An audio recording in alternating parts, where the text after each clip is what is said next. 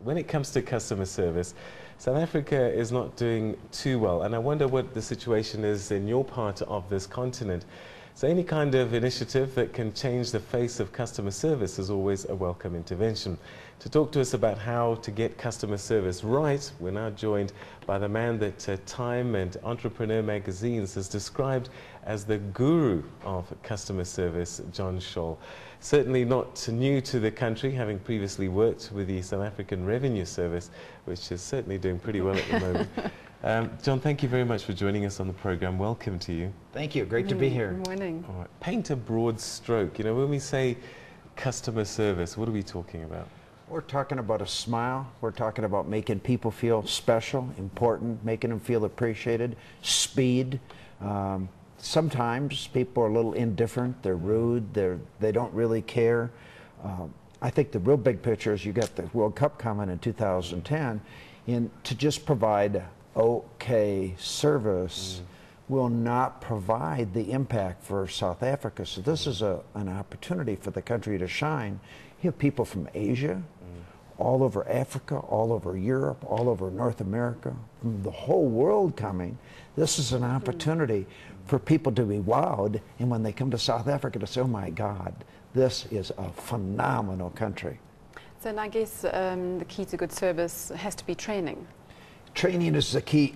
You can go to any school for the rest of your life in South Africa or the world. There's not one course, one class that's going to teach people the art of customer service. So if you want high-powered customer service, you have to educate your staff, and it has to be every 4 to 6 months with something new, fresh, every 4 to 6 months.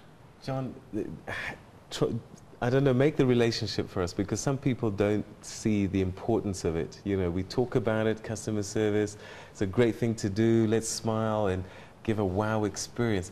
Why is it so important? Does it translate into the bottom line? Well, I do a lot of research, and I show companies that, you know, the Soporium I'm doing tomorrow in Cape Town for, you know, I'm really, I'm on Friday, Disney's on Thursday.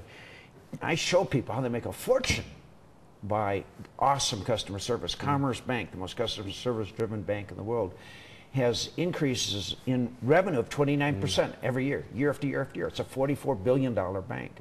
You can take Amazon, which will increase their revenue by $3 billion this year because they understand customer service. So it translates very fast into huge amounts of money if you really master the service strategy. One question that I have, I'm going to talk about cultural issues in a short while, but I've been told, and I'm not sure how far true this is that often when people have a negative experience, you'll never get to hear about it. They'll walk out the shop and you won't see them again. And so, A, you're not getting feedback about the kind of service that you're getting always, and that just because people are quiet, you mustn't think that all is okay. Very few people complain. They figure if they do complain, nothing happens anyhow. If they tell the employee, frankly, it's worthless. If you ever want to complain, you have to write a letter to the CEO or call the CEO. You go right to the top. And most people just tell their friends.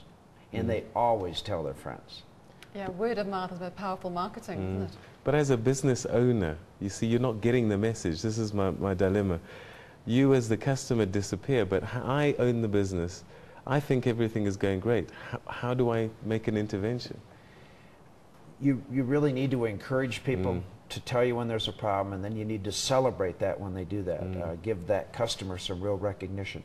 One of the things I teach is service recovery. When you screw up, how do I make the customer whole? How do I flip that situation so in 60 seconds the customer thinks they've just dealt with heaven? So how to take a customer from hell to heaven. And there's 4 steps that we teach. Act quickly, take responsibility, be empowered, and compensate. And the difficulty is maybe 1 out of 1,000 companies have trained people on service recovery. So let's take the World Cup. Somebody's coming in, they got a problem with their car rental. Most people lie. They just run for cover. Okay? They don't take responsibility. They blame everybody else. So all you got to do is say, sir, I'm sorry your reservation was screwed up and we didn't have the kind of car you want. Would it be okay, Lee, if I upgraded you to a larger car and gave you an extra free day? You know, because that's we really such an value incentive to actually find a reason to complain. But most people don't. Yeah. See, every company makes mistakes. No matter how hard you try, we make mistakes. How do I make the customer whole? So we have what I call word of mouth advertising. So the guy goes out and tells 20 other people, my God, I was in South Africa. Let me tell you what happened. Okay, that's what we want to happen. Well, actually, you have to, when you go to one of these boutique game lodges, I mean, the service there, would you agree, is exemplary? True. You're going to find that if you provide exceptional service, see, a lot of people are just thinking okay service. Okay service isn't going to make the front page in the mind of that customer. So you want exceptional service, regardless of their culture, regardless of their age, regardless of their color. You want to wow every single customer. We're running out of time. We're living in a global village. In 20 seconds, if you can answer this question, how do we deal with a global citizen now? Because they're all coming with different expectations. Is there a single formula to treat human beings? I'd say number 1, smile. Number 2, ask their name. Number 3, use their name. It's magic. The most important thing to any single customer is a smile, recognizing them, making them feel special, and using their name.